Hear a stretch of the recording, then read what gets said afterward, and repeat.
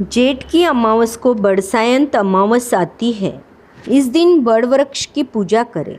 रोली मोली चावल गुड़ फूल व रुपए चढ़ाए, दीपक जलाए, हाथ में चना का आखा लेकर कहानी सुने, बड़ का पत्ता का गहना बनाकर पहने, कच्चे सूत में मोली के साथ मिलाकर बड़ के लपेटे लेवे और फेरी देवे।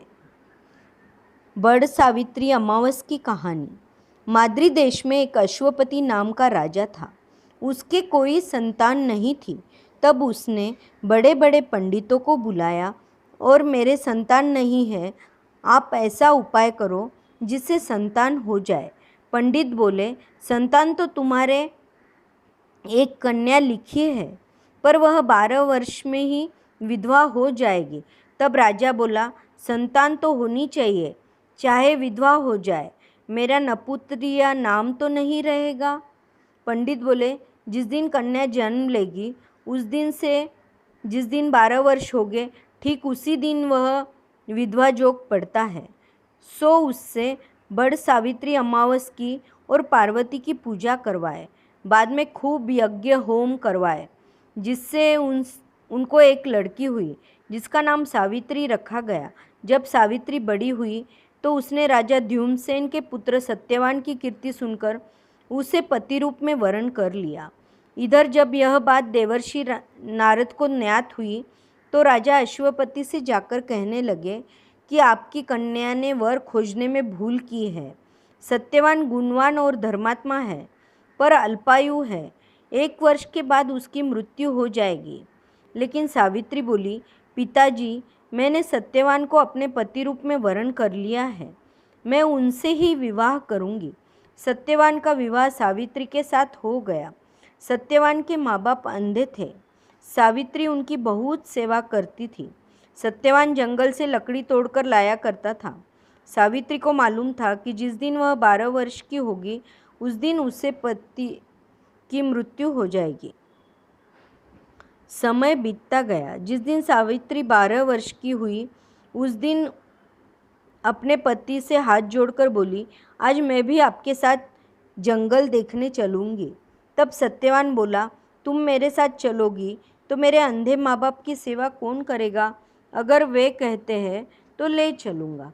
सावित्री ने अपने ससुर के पास गई और बोली, अगर आपकी आज्ञा हो तो मैं भी जंगल देखने चली जाऊँ। वे बोले, बहुत अच्छी बात है, चली जाओ। जंगल में जाकर सावित्री लकड़ी काटने लगी और सत्यवान पेड़ की छाया में सो गया। उस पेड़ में एक सांप रहा करता था। सांप ने सत्यवान को डस लिया। सावित्री अपने पति के सिर को गोदी में रखकर विलाप करने लगी। उसी समय महादेव और पार्वती वहाँ से जा रहे थे। तब सावित्री ने उनके पैर पकड़ लिए और बोली, मेरे पति को जीवन दीजिए। तब वे बोले, आज बड़सायंत अमावस है, सो तुम बड़ की पूजा करो तो तेरा पति जी जाएगा। फिर सावित्री ने बड़े प्रेम से बड़ की पूजा की और बड़ का पत्ता गहना बनाकर पहनी, जो हीरे मोती के हो गए। उसी समय दक्षिण दिशा से अत्यंत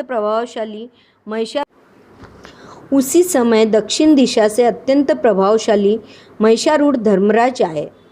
धर्मराज सत्यवान के जीव को लेकर जाने लगे तो सावित्री भी उनके पीछे चली। पहले तो धर्मराज ने उसे दैवी विधान समझाया, किंतु फिर उसकी निष्ठा देखकर उससे अपने पति के जीवनदान के अलावा अन्य वरदान मांगने को कहा। सावित्री बोली, मेरे सास ससुर वनवासी है और अंधे हैं, तो उन्हें दिव्य ज्योति प्रदान करे। धर्मराज ने कहा, ऐसा ही होगा, अब तुम लौट जाओ। धर्मराज की बात सुनकर उसने कहा, महाराज, मेरे पति के पीछे चलने में कोई कष्ट नहीं है, पति अनुगमन तो मेरा कर्तव्य है। धर्मराज बोले, मैं तुम्हारी भक्ति से बहुत प्रसन्न हूँ, तुम दूसरा वर मांग लो। सावित्री बोली, मेरे ससुर द्युम्नसेन का राज्य छीन गया है, उसे वे पुनः प्राप्त करें और धर्मपरायण हो। धर्मराज ने कहा, सत्य वचन, ऐसा ही होगा, तुम जो चाहती थी वह तुम्हें मिल गया। पर सावित्री ने पीछा नहीं छोड़ा। सावित्री बोली, मेरे ससुर द्युम्नसेन का राज्य छीन गया है, उसे वे पुनः प्राप्त करें और धर्मपरायण हो। धर्मराज ने कहा, सत्य वचन, ऐसा ही होगा, तुम जो चाहती थी तुम्हें मिल गया। पर सावित्री ने पीछा नहीं छोड़ा। सावित्री बोली, आपका किसी से वैर नहीं है, पर आपके नियमों के कारण आपको सब यम कहते हैं। धर्मराज बोले, तुम्हारे वचन मुझे बहुत प्रिय लगे हैं, तुम तीसरा वर मांगो। सावित्री ने कहा, मेरे निपुत्र पिता के पुत्र हो। धर्मराज बोले, ऐसा ही होगा। सावित्री बोली, आप सबके साथ समान व्यवहार करते हो, इसलिए आपको धर्मराज कहते हैं। धर्मराज प्रसन्न होकर बोले, तुम चौथा वर मांग लो।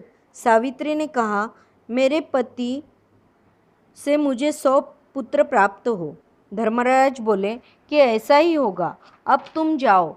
तब सावित्री बोली कि महाराज, आप मेरे पति को ले जाएंगे तो मेरे 100 पुत्र कैसे होंगे? तब धर्मराज बोले, हे सती, तुम्हारे सुहाग तो नहीं था, लेकिन बड़ सावित्री अमावस करने से और पार्वती की पूजा करने से तुम्हारा पति जीवित हो जाएगा। और धर्मराज खाली हाथ चले गए। भगवान की कृपा से सत्यवान जीवित हो गया और दोनों अपने माता पिता के पास आए और सुख से रहने लगे। सारे गांव में हेला फिरा दिया कि जेठ की अमावस को सब कोई बड़ की पूजा करे, बड़ का पत्ता का गहना बनाकर पहने। हे महाराज, बरसायत अमावस जैसे सावित्री को सुहाग दिए वैसे सबको सुहाग देवे। कहानी कहता सुनता हुंकारा भरता सबको सुहाग देवे। हे भगवान, खोटी की खरी अधूरी की पूरी।